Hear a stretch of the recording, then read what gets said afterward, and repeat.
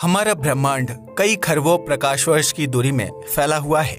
इस ब्रह्मांड में खरबों गैलेक्सीज हैं, जिनमें अरबों की संख्या में तारे मौजूद हैं। उन्हीं खरबों गैलेक्सीज में से एक मिल्की वे गैलेक्सी में हमारा सौरमंडल स्थित है। इस सौरमंडल के 8 प्लैनेट्स में से एक प्लैनेट पृथ्वी भी है। अभी तक की वैज्ञानिक उन्नति में सिर्फ पृथ्वी ही एक ऐसा ग्रह है जिस पर जीवन लगातार फल फूल रहा है। अभी तक वैज्ञानिकों को इस ब्रह्मांड में जीवन के अवशेष कहीं भी नजर नहीं आए हैं।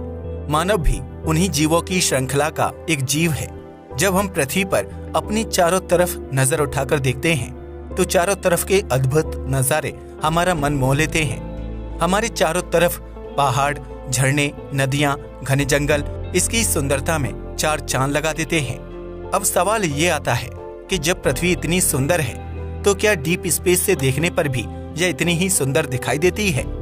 इसकी सुंदरता कैसी होती है जब इसे डीप स्पेस से देखा जाता है? आज की इस वीडियो में हम इसी बात की चर्चा करने वाले हैं कि डीप स्पेस से पृथ्वी कैसी दिखाई देती है। इस यात्रा की शुरुआत हम पृथ्वी की सतह से थोड़ा ऊपर उठने से करेंगे और पृथ्वी के अद्भुत रूप का दर्शन करेंगे। धीरे धीरे पृथ्वी की सतह से ऊपर की तरफ उठते हुए करीब 200 मील यानी लगभग 300 किलोमीटर की ऊंचाई से हम पृथ्वी को देखते हैं। इस ऊंचाई से देखने पर पृथ्वी काफी बड़ी दिखाई देती है। इसी ऊंचाई पर इंटरनेशनल स्पेस स्टेशन मौजूद है। स्पेस स्टेशन पर हर समय कोई ना कोई स्पेस प्रोग्राम चलता ही रहता है। ऐसे में जब अंतरिक्ष यात्री यहाँ जाते हैं तो पृथ्वी का बेहद ही खूबसूरत नजारा उनका स्वागत करता है। यह नजारा इतना मनमोहक होता है कि मन करता है किसी नजारे को देखते जाएं। जब इंटरनेशनल स्पेस स्टेशन की खिड़की से बाहरी अंतरिक्ष में मौजूद पृथ्वी को देखा जाता है तो यह काफी विशालकाय लगती है। इस ऊंचाई से देखने पर पृथ्वी के दिन वाले हिस्से में महाद्वीपों की आकृति को बड़ी ही आसानी से देखा जा सकता है। पृथ्वी के भूखंडों की आकृतियां एकदम स्पष्ट दिखाई देती हैं। साथ ही साथ पृथ्वी पर मौजूद विशालकाय झीलें सूरज की रोशनी में चमकती हुई दिखाई देती हैं। ऐसे ही जब इंटरनेशनल स्पेस स्टेशन से पृथ्वी के रात वाले हिस्से को देखा जाता है तो इसका नजारा बहुत ही रोमांचकारी होता है। रात के समय में स्पेस स्टेशन से पृथ्वी के शहरों की रोशनी को देखा जा सकता है, जो देखने में बिल्कुल आकाश में चमकते सितारों की तरह दिखाई देते हैं। कुछ जगहों पर बहुत सारी लाइटों के कारण ऐसा लगता है जैसे कि स्टार्स क्लस्टर मौजूद हों। रात के समय स्पेस स्टेशन से देखने पर भारत देश को बड़ी ही आसानी से पहचाना जा सकता है। भारत ने अपनी अंतर्राष्ट्रीय सीमा को बड़ी बड़ी फ्लड लाइट से रोशन किया हुआ है, जिसके चलते ये लाइट रात के समय स्पेस स्टेशन से भारत की सीमा रेखा को दिखाती हैं। ऐसे ही स्पेस स्टेशन से उत्तरी यूरोप और स्वीडन के आकाश में बनने वाले अरोरा का एक बहुत ही खूबसूरत नजारा भी देखा जा सकता है। स्पेस स्टेशन से देखने पर यह ऐसा लगता है जैसे कि किसी ने ग्रीन कलर की गैस को बहुत तेजी से उत्तरी यूरोप और स्वीडन के आकाश में बिखेर दिया हो। यह देखने में काफी अद्भुत नजारा लगता है। पृथ्वी की खूबसूरती को देखने के लिए अब हम इंटरनेशनल स्पेस स्टेशन से आगे बढ़ते हैं। अब हमारी ये यात्रा चंद्रमा पर जाकर खत्म होगी, जहां से पृथ्वी का खूबसूरत नजारा देखने का एक अलग ही अनुभव हो सकता है। चंद्रमा पृथ्वी का एक नेचुरल सैटेलाइट है जो हर समय पृथ्वी की परिक्रमा करता है। चंद्रमा के कारण रात्रि के समय पृथ्वी पर रोशनी होती है, लेकिन चंद्रमा के पास अपना खुद का कोई प्रकाश नहीं है। चंद्रमा रात के समय पृथ्वी को प्रकाशित करने के लिए सूर्य के प्रकाश को परावर्तित कर देता है, जिससे पृथ्वी से देखने पर यह एहसास होता है कि चंद्रमा चमक रहा है। चंद्रमा की पृथ्वी से दूरी करीब 3,80,000 किलोमीटर की है। इतनी दूरी से पृथ्वी को देखना अपने आप में एक अद्भुत नजारा है। मनुष्य ने जब से अंतरिक्ष विज्ञान को समझने की शुरुआत की है, उसके बाद से इस सौरमंडल में मौजूद अलग अलग प्लैनेट्स पर जाने की एक होड़ सी मची है। इसी होड़ में मानव ने पहली बार पृथ्वी से बाहर की दुनिया में कदम रखा था, और वह दुनिया थी हमारा नेचुरल सैटेलाइट चंद्रमा।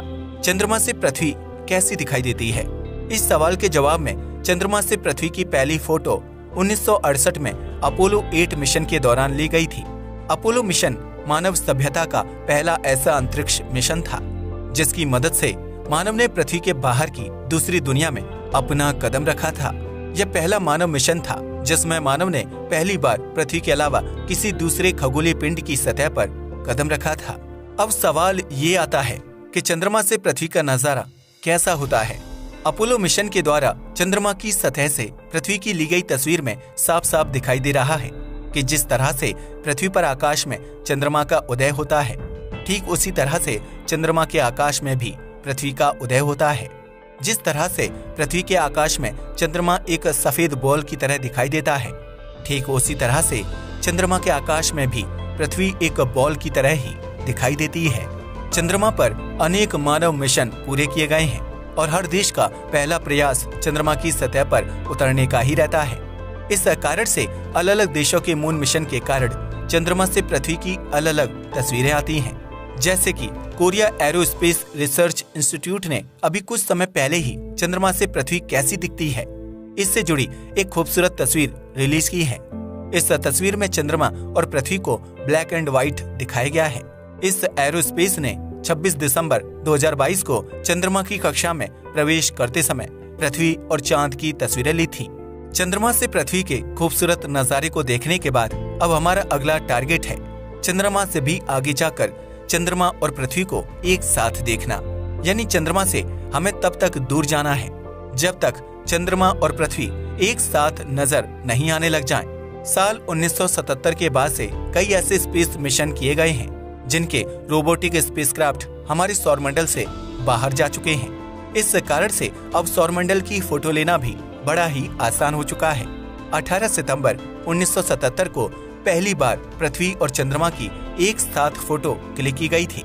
इस फोटो को वॉयेजर 1 नाम के स्पेसक्राफ्ट के द्वारा क्लिक किया गया था, जिसमें पृथ्वी अर्ध चंद्राकार में दिखाई दे रही थी, तो वहीं उसके ऊपर की तरफ चंद्र भी एक आर्क की तरह कटा हुआ दिखाई दे रहा था। उस समय वॉयेजर पृथ्वी से करीब 7.25 मिलियन मील यानी करीब 11.66 मिलियन किलोमीटर की दूरी पर मौजूद था। इसके बाद पृथ्वी और चंद्रमा की एक साथ फोटो 23 जनवरी 1998 में ली गई थी। इस फोटो को नियर अर्थ एस्टेरॉइड रैंडेज वॉस स्पेसक्राफ्ट पर लगे मल्टी स्पेक्ट्रल इमेजर के द्वारा ली गई थी। जब इस फोटो को लिया गया था तब यान करीब 2,50,000 मील यानी करीब 4 लाख किलोमीटर की डिस्टेंस पर मौजूद था। इस तस्वीर में आधी प्रकाशित पृथ्वी और उससे कुछ दूरी पर ही आधा प्रकाशित चंद्रमा साफ साफ दिखाई दे रहा है। ऐसे ही दूसरी फोटो 28 नवंबर 2022 को ओरियन अंतरिक्ष यान के द्वारा क्लिक की गई थी, जिससे भी चंद्रमा और पृथ्वी की एक साथ फोटो ली गई थी। उस समय ओरियन अंतरिक्ष यान की दूरी पृथ्वी से करीब 2,68,563 मील यानी करीब 4,32,210 किलोमीटर थी। अब हम पृथ्वी को देखने के लिए पृथ्वी और चंद्रमा की कक्षाओं से दूर की यात्रा करते हैं, जहां से हम पृथ्वी के अलग अलग नजारों को देखेंगे। जब हम पृथ्वी और चंद्रमा की प्रणालियों से बाहर की तरफ यात्रा करते हुए किसी दूसरे प्लैनेट्स के सिस्टम की तरफ यात्रा करते हैं और वहां से पृथ्वी कैसी दिखाई देती है, इससे जुड़ी फोटो क्लिक करते हैं, तो हमें पूरी तरह से बदला हुआ नजारा दिखाई देता है। पृथ्वी के बाद के हर एक प्लैनेट्स के आकाश में पृथ्वी और चंद्रमा एक तारे की तरह चमकते हुए दिखाई देते हैं। जिस तरह से हमारे ग्रह पर शुक्र, मंगल जैसे ग्रह रात के समय में आकाश में तारों की तरह चमकते हुए दिखाई देते हैं, ठीक उसी तरह से पृथ्वी भी दिखाई देती है। यह दूरी जब लगातार बढ़ती जाती है तो पृथ्वी की तस्वीर काफी धुंधली होती जाती है। हमारी इस यात्रा के दौरान मंगल से पृथ्वी और चंद्रमा को जब देखा गया तो मार्स के आकाश में पृथ्वी तेज चमकते हुए सितारे और चंद्रमा उसके नीचे बहुत ही कम चमक के साथ दिखाई देता है। इस फोटो को मार्स पर मौजूद नासा के क्यूरियोसिटी रोवर के द्वारा 31 जनवरी 2014 को क्लिक किया गया था। ऐसे ही 19 जनवरी 2013 को हमारी सौरमंडल के दूसरे सबसे बड़े प्लैनेट सैटर्न से पृथ्वी की तस्वीर क्लिक की गई। इस तस्वीर में पृथ्वी सैटर्न की रिंग के निचले हिस्से में बहुत ही ज्यादा धुंधली नजर आ रही है। इस फोटो को नासा के कसिनी अंतरिक्ष यान के द्वारा क्लिक किया गया था।